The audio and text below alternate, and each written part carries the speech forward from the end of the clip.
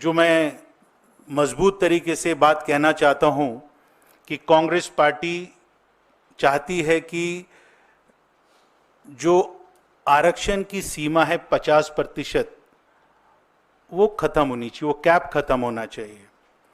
क्योंकि सामाजिक न्याय में सबसे बड़ी रुकावट जो है आज, वो 50% की सीमा है।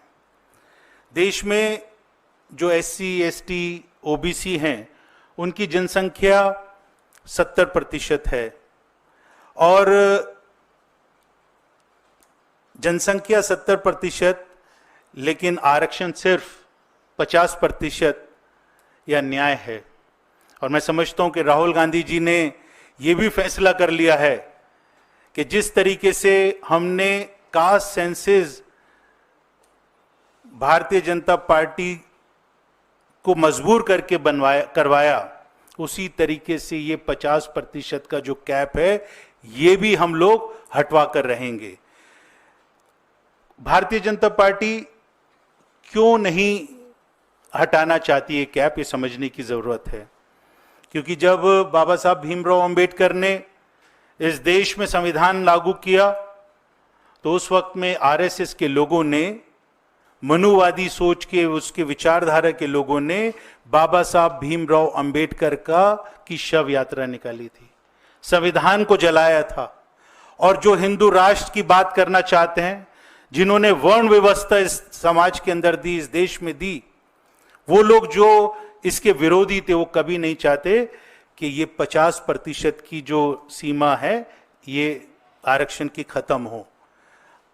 स्वर्ण जाति के जो EWS का आरक्षण था, उसमें उन्होंने, केंद्र सरकार ने सवर्णों को EWS के नाम पर 10% तो अतिरिक्त दिया।